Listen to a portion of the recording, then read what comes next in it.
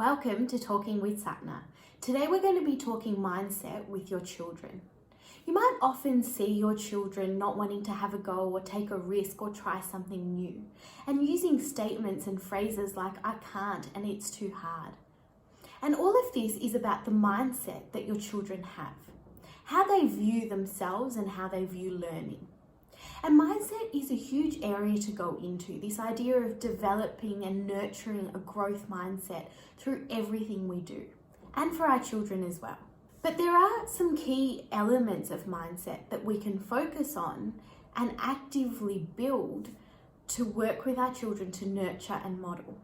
And those are language and praise. So first, let's talk language. It's about being able to observe the language that your children use.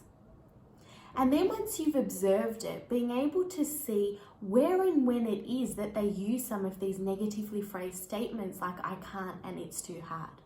Once you can observe that and you can see the situations in which they lean towards that language, you can then start to model for them a different way of saying it.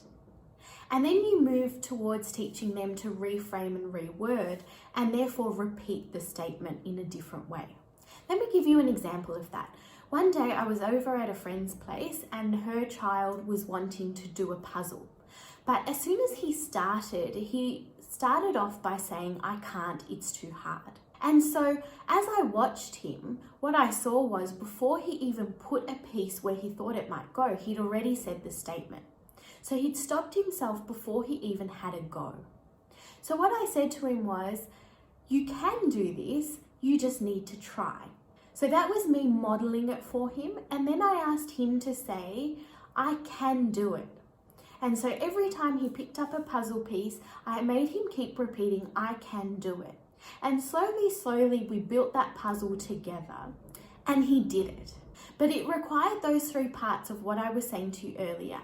It required me to observe and to watch when he was using the language. Was it to stop him from having a go? Was it when things got a little bit difficult? And then I modeled it, so I reframed and reworded what he was saying. And then the third one was that I got him to reword it. I got him to say the new statement.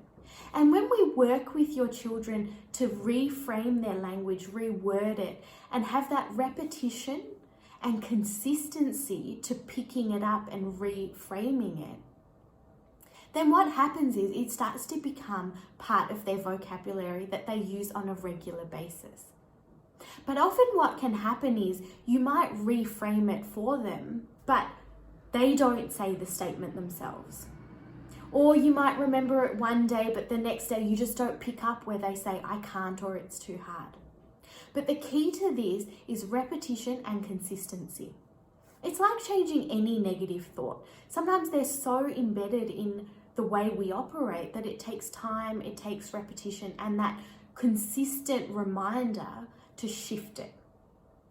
And when we talk about growth mindset, our language is so important because language opens up our ability to do things.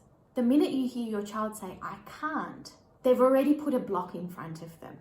So teaching them how to reframe and reword and repeat, it allows them to push that block away and have a go, take a risk, try something new. Now, I hear that some of you might be saying, "But how do you remember that in the moment?" And sometimes that's the hardest bit, isn't it? You have all these great ideas and you know what to do, but in the moment, when you're in that parenting moment, it's like your mind just goes blank. And it used to happen to me in the classroom as well. I knew all the right things to say, but when I had to say them, my mind just switched off. So what I learned to do was plan. See, with your children, when you observe them, what you'll notice is there's certain statements, fixed mindset statements that they use repeatedly. "I can't," "it's too hard." And then when you pick those statements up that they use often, then you reword them. So instead of "I can't," you can write down "I can." Instead of "it's too hard," "I'm still learning." Even adding "yet" on the end of a statement diffuses that negative thought around it. So by saying "I can't do it yet," somehow tells the brain that actually you can do it, you're just learning.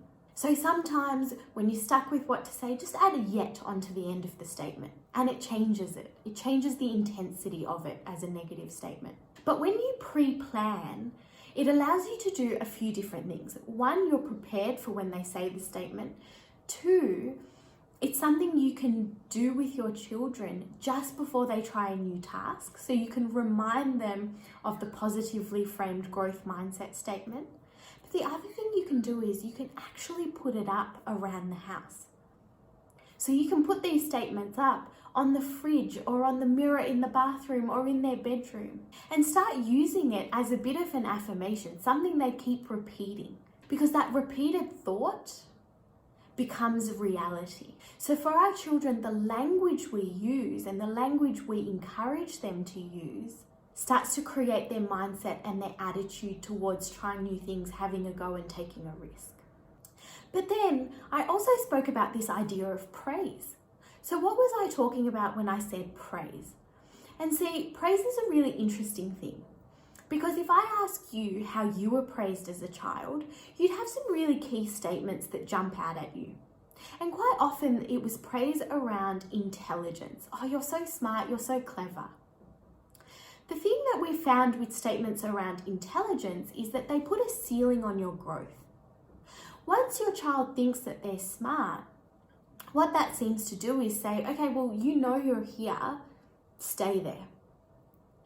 But when we use more growth mindset language in our praise, what happens is we show them that actually there is no ceiling on their ability, that having a go and perseverance will get them to nurture that strength and that talent and build it. And that's what we want for our children, isn't it? You want them to know that the world is their oyster, that when they put their mind to something and put in that effort, they can achieve it, that nothing is fixed. We have the ability to grow.